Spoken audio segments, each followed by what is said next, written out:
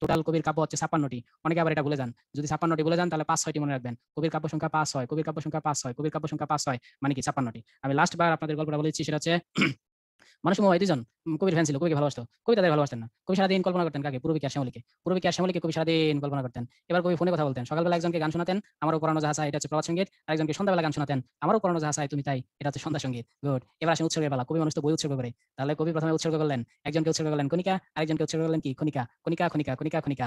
এরপর তাদের জন্মদিন আসলো। জন্মদিনে কবি বলা প্লেট দিয়ে সেভ করে বনফুলের মিষ্টি নিয়ে তাদের জন্মদিন খেতে গেলেন। গুড। গিয়ে তারপর কি করলেন? ইচ্ছা মতো বাতি বুত্তি ফুদিয়ে happy birthday, happy birthday, happy birthday, happy birthday wish করলেন। এরপর স্ফুলিঙ্গ জ্বালায় জ্বালায় প্রচুর পরিমাণে এনজয় করলেন, প্রচুর পরিমাণে বার্থডে এনজয় করলেন। হঠাৎ করে কিছুদিন পর হঠাৎ তাদের বিয়ে রেডি হয়ে গেছে। তাদের বিয়ে শোনায় শুনে কবি নবজাতকের মতো, বাচ্চাদের মতো হাওয়া করে কথা শুরু করলেন। কবি ছিলেন করিমনের এবং কমল সফট মনের। গুড। কবি পুনশ্চ বারবার অজ্ঞান অজ্ঞান হয়ে পড়তে থাকলেন। এরপর তাকে কোথায় নিয়ে গেল? হসপিটালে। হসপিটালে নিতে গিয়ে কি নদী পার হলো? চিত্রা নদী। কি দিয়ে পার হলো ভাই? খেয়া দিয়ে। খেয়া মানে কি? খেয়া মানে তো নৌকা জানেন, নৌকা দিয়ে চিত্রা নদী পার হলো। কবিকে হসপিটালে নিয়ে বিছানার মধ্যে শোয়া দেওয়া হলো রোগসজ্জায়। কবি আর কোনোদিন আরোগ্য লাভ করলেন না। জীবনের শেষ প্রান্তিকে কবি লিখেন তার শেষ লেখা। আর এইভাবে শেষ হয় কবি কাহিনী। এই সবগুলো কিন্তু আমাদের কাব্য। তবে এর মধ্যে এটা হচ্ছে প্রথম প্রকাশিত কাব্যগ্রন্থ কবি কাহিনী। আর এটা হচ্ছে রবীন্দ্রনাথের শেষ কাব্যগ্রন্থ।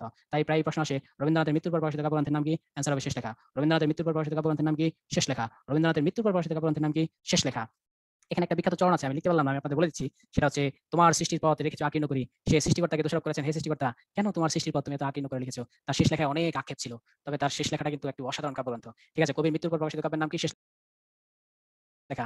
আরো একটা প্রশ্ন আসে, কোন কাব্যের নাম কবি নিজে করে যেতে পারেন নাই? সেটা অ্যান্সার হবে শেষ লেখা। অর্থাৎ শেষ লেখার কবিতাটা কবি লিখেছিলেন ঠিকই, কিন্তু তিনি মারা গেছেন, নামকরণ করেছেন তার ছেলে, রবীন্দ্রনাথের ছেলে এটার নামকরণ করেছেন শেষ লেখা। ঠিক আছে, এখানে আর যেটা আমরা ইনফরমেশন গুলো আস্তে আস্তে কাব্যের ইনফরমেশন সঙ্গে বলে, মানুষই একটা বিখ্যাত কাব্য। মানুষ হচ্ছে বিখ্যাত রোমান্টিক কাব্য, সেটা ইতিমধ্যে আপনাদের আমি বলেছি। মানসিক কাব্যের মধ্যে একটা বিখ্যাত কবিতা আছে, কবিতার নাম হচ্ছে বর্ষার দিন। এটা মনে রাখতে হবে, সবাই পড়েছেন। এমন দিনে তাহারে বলা যায়, এমনও ঘন ঘোর বরিশায়। অর্থাৎ বর্ষার দিন হচ্ছে সবচেয়ে উত্তম দিন, যেদিন মনের কথা বলে দেওয়ার দিন। এমন দিনে তাহারে বলা যায়, এমন ঘন ঘোর বরিশায়, সে কথা শুনিবে না কেহ আর, নিভৃত নির্জন চারিদার, এখন চারপাশে কোনো মানুষ নাই, সুতরাং বর্ষার দিনে মনের সব কথা বলে দেওয়া যায়। তাহলে প্রেমের কাল কোন কাল? বর্ষাকাল। বর্ষার দিনে কবিতাটি কার? রবীন্দ্রনাথের। গুড। এরপর কল্পনা পূরবী। পূরবী সম্পর্কে এক্সট্রা কি তথ্য আছে? পূরবী সম্পর্কে আমরা বলেছিলাম, পূরবী রবীন্দ্রনাথ কাকে উৎসর্গ করেছিলেন? বিজয়াকে, মানে ভিক্টোরিয়া ওকাম্পোকে তিনি পূরবী কাব্যটি উৎসর্গ করেছেন, এটা আমরা দেখলাম।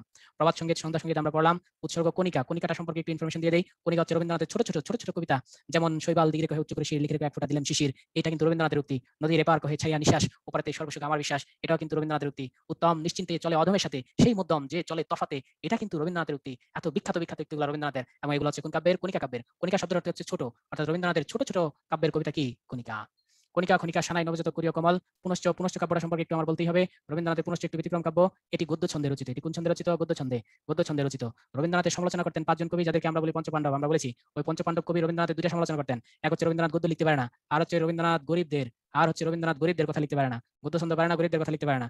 আর এই রবীন্দ্রনাথ গদ্য ছন্দ আর গরিবদের কথা লিখেছেন কোন কাব্যে? পুনশ্চ কাব্যে। এই পুনশ্চ কাব্যের মধ্যে একটা একটা যদি কবিতার কথা বলি, তাহলে আপনি বুঝতে পারবেন কেমন গরিব। একটা বাসি কবিতা, বিখ্যাত কবিতা, পরীক্ষা এসেছিল, বাসি কবিতা লিখা রবীন্দ্রনাথের। এই বাসি কবিতা রবীন্দ্রনাথ বলেছেন একটা গরিবের কথা, আর সেটা লিখেছেন কোন ছন্দে? গদ্য ছন্দে। সেই গরিবের নাম ছিল হরিপদ কেরানি। গরিবের নাম হরিপদ কেরানি। কেরানির নাম মনে রাখার দরকার নাই, কিন্তু পুনশ্চ যে কত গরিবদের কথা, এটা আপনি বুঝতে পারবেন।